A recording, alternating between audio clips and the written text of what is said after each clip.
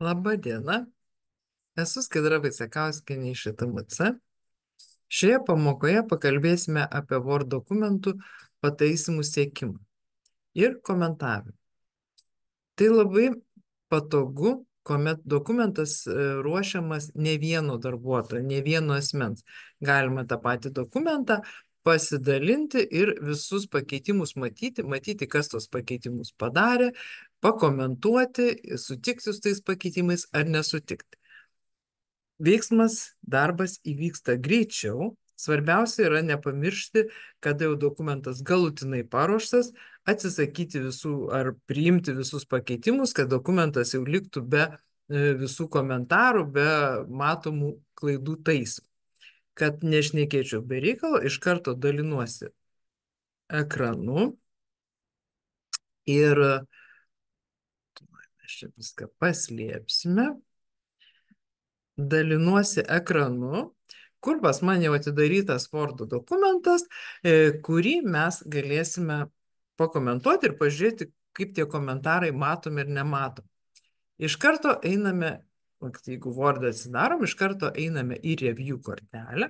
Review kortelėje tie pakeitimų siekimai įjungiami arba išjungiami.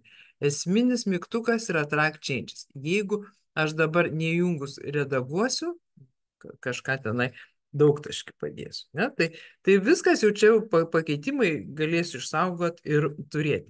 Jeigu norite, kad pakeitimai būtų matomi, tuomet reikia įspausti mygtuką Track Changes, tuomet, kada jis įspaustas, visi pakeitimai bus matomi.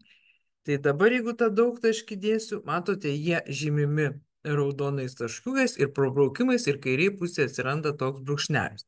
Tuoj mes padarysim dar daugiau kokių pakeitimų. Va, tarkim, noriu parašyti asmeninio profesinėme gyvenime, parašyti tiek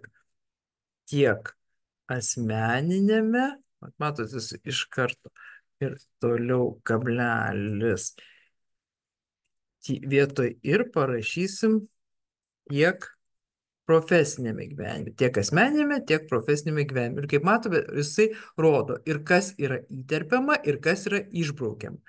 Arba ten tokiu būdu, taip, parašysim taip, dizainas tampa svarbus, įrankių visai išbrauksim.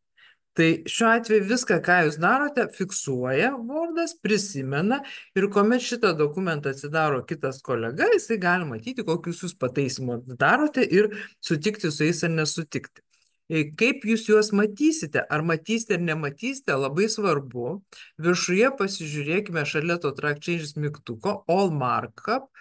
Čia mes pasirenkam, kaip norime matyti. Jeigu padarysim Simple, tai matysime tik tai brūkšniukus, kad čia yra padaryti pakeitimai, bet pačių pakeitimų nerodys.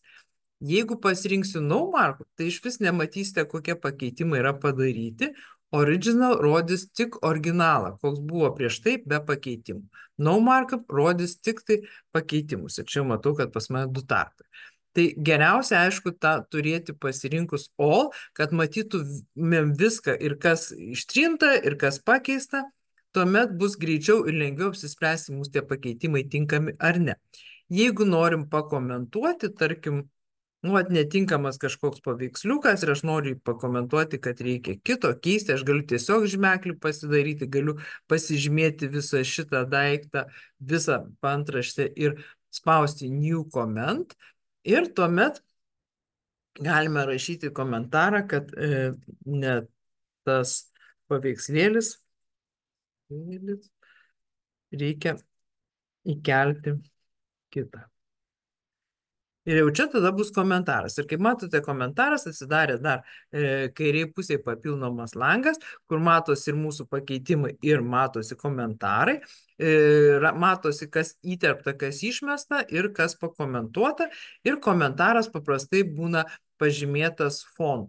Šalia to komentaro yra kieno komentaras. Vat SV1 tai yra pirmas mano Skaidros Vaicekauskienės komentaras.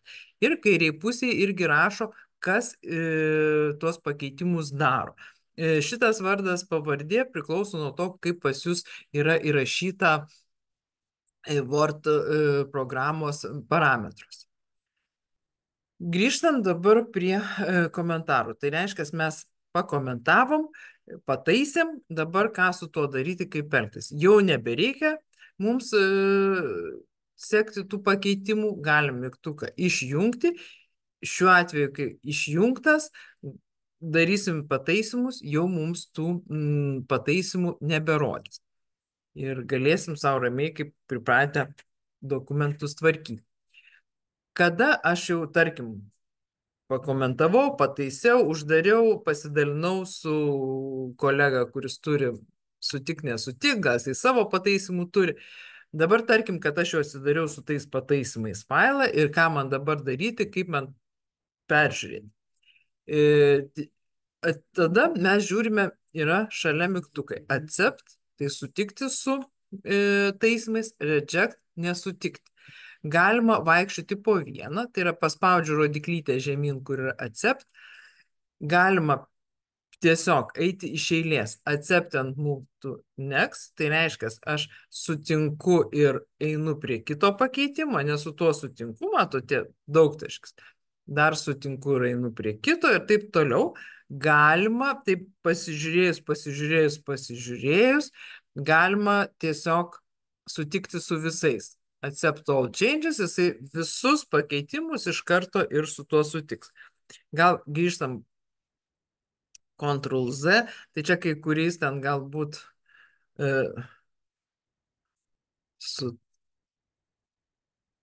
nueinam iki nors truputėlį toliau ir su ko nors galbūt nesutiksim, ar ne?